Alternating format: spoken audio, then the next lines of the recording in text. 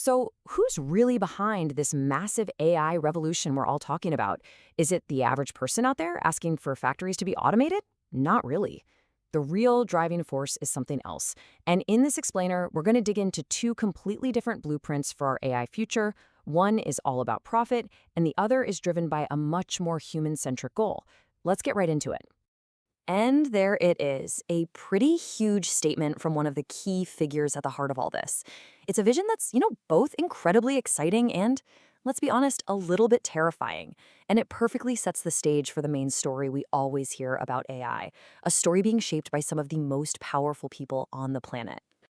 And that brings us right into our first section, what I'm calling the AI gold rush. This is the story of AI as a tool for making an absolutely unprecedented amount of money. So who's leading the charge in this gold rush? Well, it's a who's who of the world's wealthiest people. We're talking Musk, Bezos, Zuckerberg, and Ellison. They aren't just playing around with this stuff. They are pumping hundreds of billions of dollars into AI and robotics. I mean, the scale of that investment is just staggering. And it really makes you ask the question, what is the end goal here? The answer is right there in the mission statement. Look at those words, economically valuable work. This isn't a plan to help out the majority of people who are struggling, living paycheck to paycheck. This is all about building systems that can do profitable tasks better than a human can. The objective couldn't be clearer. It's all about radical efficiency for maximum financial return. And here's what that goal could mean in human terms. Some reports suggest that AI could wipe out nearly 100 million jobs in the US alone in the next 10 years. Just think about that for a second. That's a huge chunk of the workforce. We're not talking about science fiction. This is the potential reality when economically valuable work is the number one priority. So let's be clear about what this AI gold rush is really about. It's a strategy to concentrate wealth and power. It's a vision for a future where the richest people on Earth get even richer by owning the machines that do the work. But is that the only option? Is this the only future AI can build?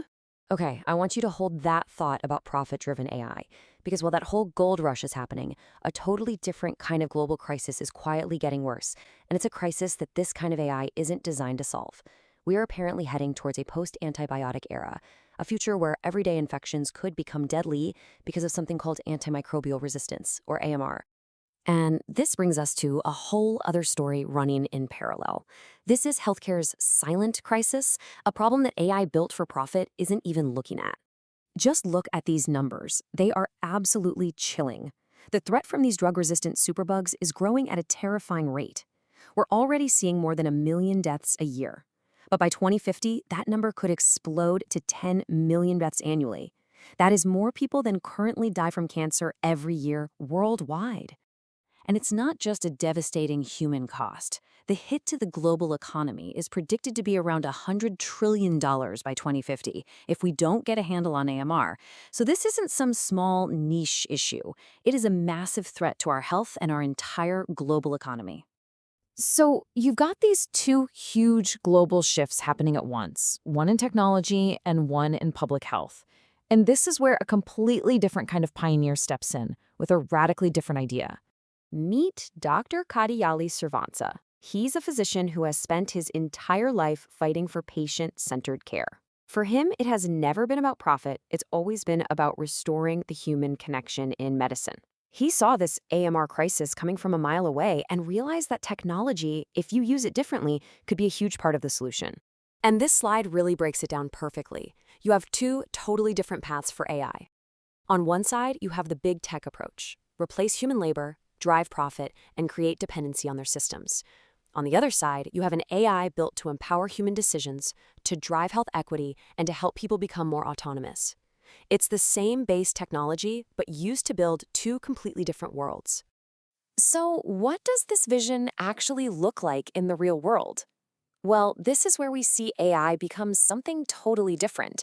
Not a replacement, but a lifeline. It's called Dr. Maya GPT. And it's so important to understand what this is and what it isn't. It is not an AI doctor. It's not going to give you a diagnosis or a prescription. What it is an educational aid. It's designed to give you the knowledge you need to understand what's going on with your body so you can make smarter, more informed decisions. It's all about empowerment. And the process itself is just beautifully simple. You put in just 3 symptoms. That's it. The AI then looks at the whole pattern of those symptoms together. It's not some rigid one-size-fits-all checklist. Then it uses a simple color-coded system to help you understand the potential risk and guides you on what to do next, whether that's just resting at home or maybe seeking professional care. So what kind of impact could this simple, empowering tool have? Well, take a look. This chart shows projected lives that could be saved from AMR. That red dotted line, that's the scary path we're on right now. But the green line shows what could happen with the Prima system, which uses the Dr. Maya AI. It has the potential to save millions of lives. And the benefits just ripple outwards from there. I mean, imagine cutting down unnecessary doctor's visits by up to 85%. That frees up doctors to see the people who are really sick. Imagine detecting serious infections up to 3 days earlier, all while potentially slashing primary care costs by more than half. This is how you use tech to make a system stronger, not just replace pieces of it for profit. And what's really crucial here is that this kind of approach is built for equity from the ground up. It's designed to break down barriers, whether it's language, money, or just geography. It makes reliable health information a basic right for everyone, not just a privilege for those who can afford it. For people in underserved or remote communities, this isn't just an app, it's a genuine lifeline. Okay, so this brings us to the big takeaway. We've just walked through 2 very, very different stories about what our future with AI could actually look like. We are truly at a crossroads.